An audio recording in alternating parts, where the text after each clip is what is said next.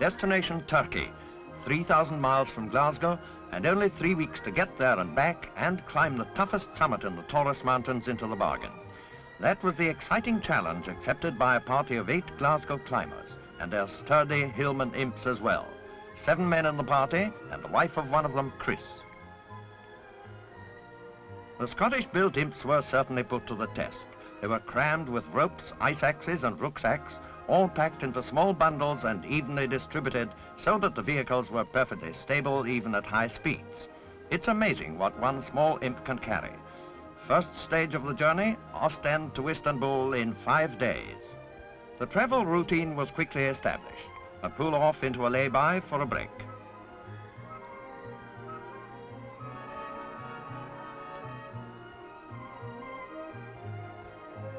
Later on, in the wilder country ahead, there'll be the problem of taking evasive action against a cloud of mosquitoes that always seem to want to share the evening meal.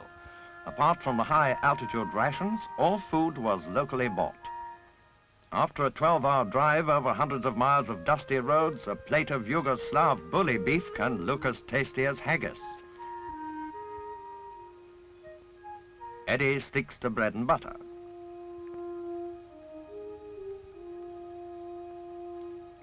Chris and Tom tuck in while George gets one for the family album.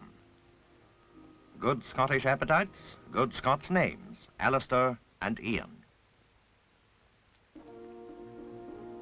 After Istanbul, the cars have left Europe and drive deep into eastern Turkey. The road takes them up across the dry, bleak plateau country into a more primitive world. And cars are the exception when it comes to transport.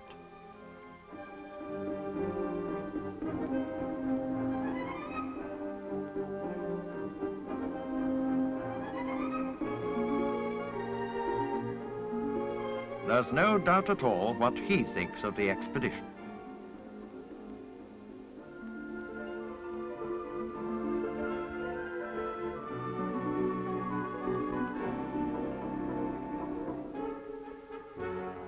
In these parts you meet vast flocks which seem to prefer middle-of-the-road grazing. The cattle are not exactly up to Aberdeen Angus standard, for water is at a premium in this lonely countryside. The roads begin to deteriorate too. The good surfaces that have helped the party so far now disappear. The local authorities in these parts think nothing of leaving deep irrigation ditches across the highway. But the Imps, with a bit of care from their drivers, take these hazards as they come. But suddenly, the moment that anyone who has taken part in an expedition of this sort never forgets. The moment when somebody says hurriedly, "Hold it! What's that away there to the south?" And there before the climbers is the target of their weeks of careful planning. Demi, the giant of the Taurus Mountains. Demi, in English, the Iron Mountain, stands on the right. A sinister rock pyramid which overtops all its neighbors by 1,500 feet. It is the grim guardian of the eastern end of the Sicilian Gates. One look at it and the expedition realizes that now it is the end of the road as far as wheeled transport is concerned. Here, base camp is set up with Chris as custodian. This is a world where the donkey comes into his own. Though he's loaded down with ropes, rations, and what have you, he stays unperturbed, like his master, Mehmet. Incidentally, Mehmet's charge for his brace of donkeys works out at half a crown per person. Pretty good value in anyone's language. Among the locals, there was great competition to provide the donkeys for the expedition, but it's soon very clear that a wise choice has been made. Between them, Mehmet's donkeys carry all the party's equipment.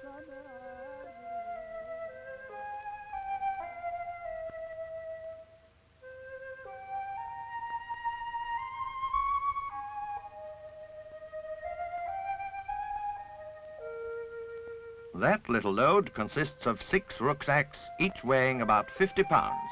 And there's precious little room for 2 feet on that path, let alone 4. The air is now immensely dry, air with a heady tang to it. You could feel that you're in the high Alps rather than in Asiatic Turkey.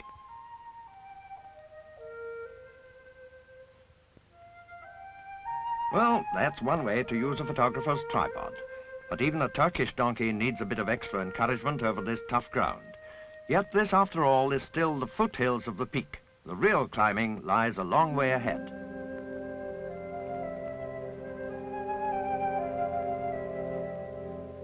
Wild horses add a moving beauty to this barren land.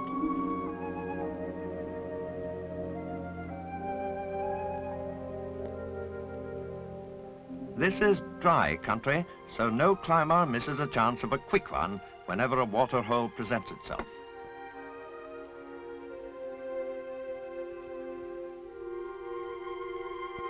The donkeys too take a bit on board, but surprisingly enough, they're not too keen on a lump of sugar.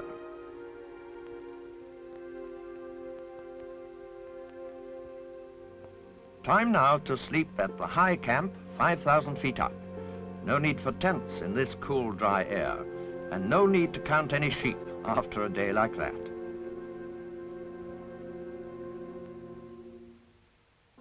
And it doesn't seem a minute before the dawn comes up and the party's on the move again. Now they're fairly at grips with Demirkazık. In these early stages, it's fairly uneventful from the rock climber's point of view. Geologically, the mountain is built out of dolomitic limestone, a firm, compacted limestone that promises good foothold when they reach the really steep rock faces higher up.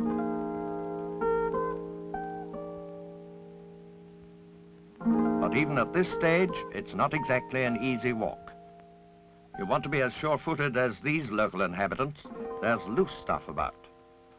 Mountains, however, are complicated structures.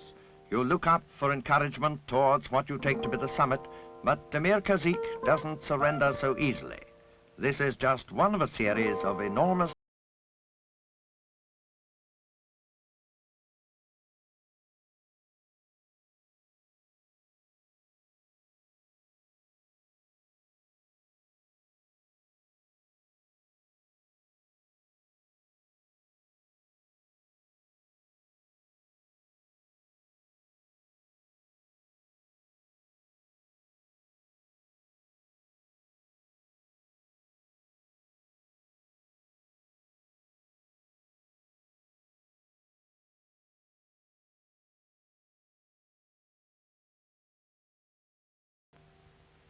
These fellow climbers were quite friendly, however, and amazingly agile on this rough ground.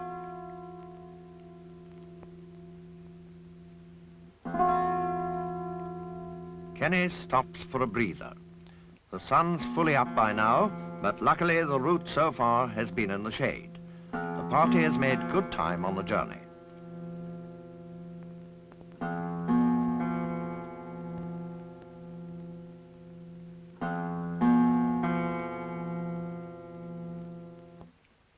And they've had a chance to assess the climbing ahead.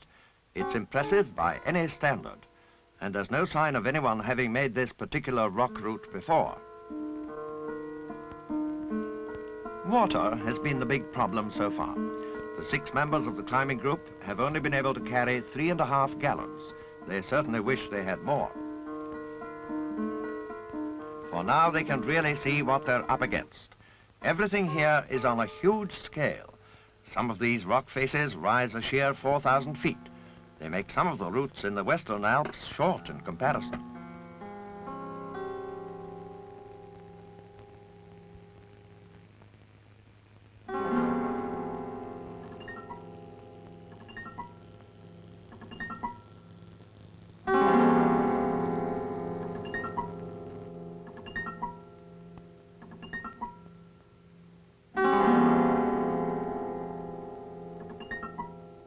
Time now for serious work. The rock steepens.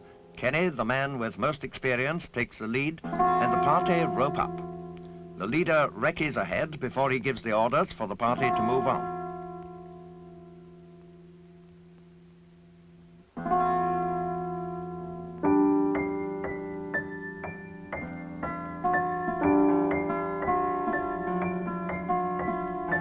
It's essential to travel light on this sort of rock wall.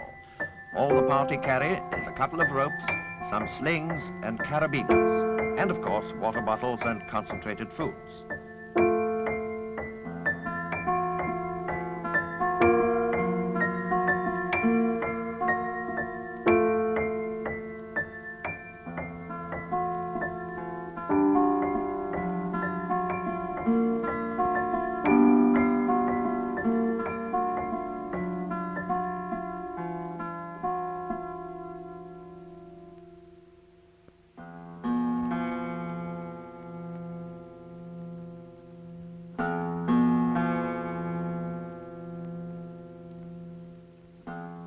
cameraman hasn't had too easy a time of it.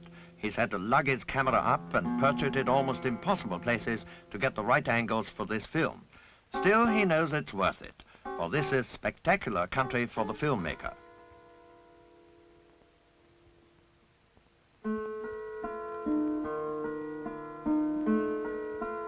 The climbers must envy the ease with which the ravens float about the crags.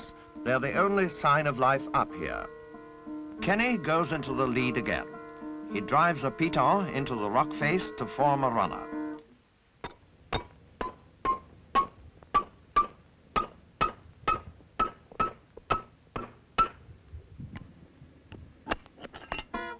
The carabiners clip through it, while down below, Alastair is keeping a firm hold on his end of the rope. If Kenny should slip, he won't fall far.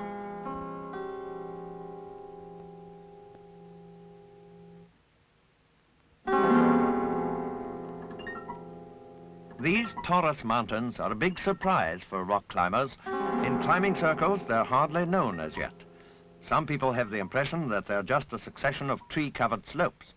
These pictures should open their eyes.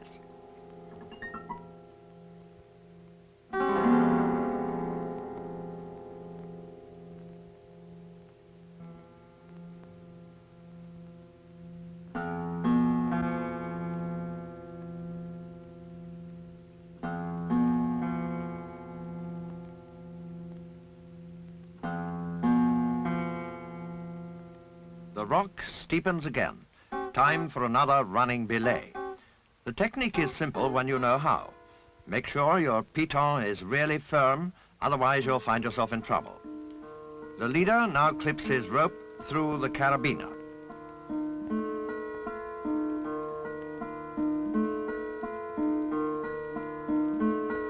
And there's the running belay in action as Kenny makes the last moves up over the rock to the climax of the expedition, the lonely summit of Demirkazık. It's 10:30 in the morning, 7 hours from the high camp. Up on the summit cairn, there's a book encased in a tough steel box, struck from time to time by the lightning that plays about this bare mountain top. It contains the record of the earlier climbers who have reached this summit. German and Austrian climbers made it by the east and west ridges. The Glasgow party have a right to add their names to the list. They are the first to conquer Demirkazık from the west-southwest. For the climb back, they take a new route, along the ridge to the east of the peak, and so to a small depression in the mountain chain. And so at last, back to the base camp and the faithful Imps.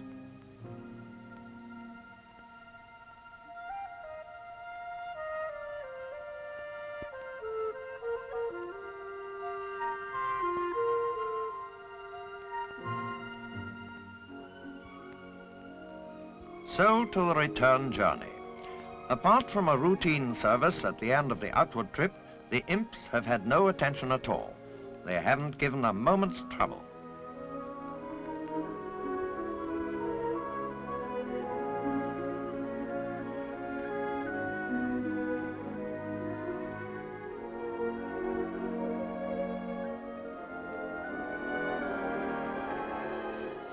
After a climb like Demirkazık, the party feels that it ought to dawdle and relax a little on the way back. They follow the warm and beautiful Mediterranean coastline of Turkey.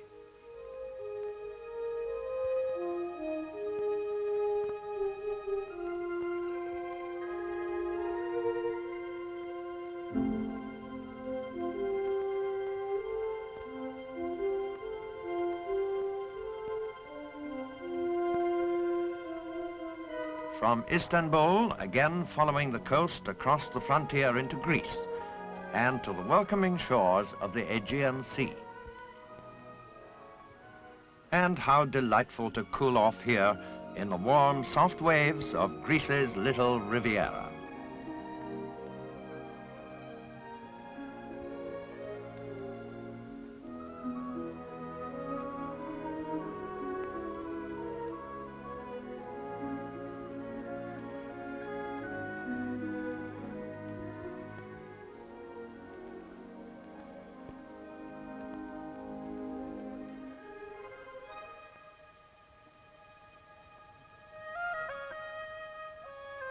And now, when they are once more back on the good, fast roads of Europe, the party can look back at the journey from the driver's point of view. No doubt about it, Turkey produced the worst roads, and, again a surprise, Yugoslavia some of the best. Without fuss or fatigue, without stress or strain, the tough Hillman Imps have driven 7,000 miles across Europe to a remote part of Asia and back.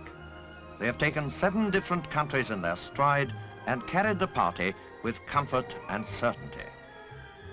And as for the cost of the expedition, the final reckoning was £45 per head. Surely money well spent, as any good Scot would tell you.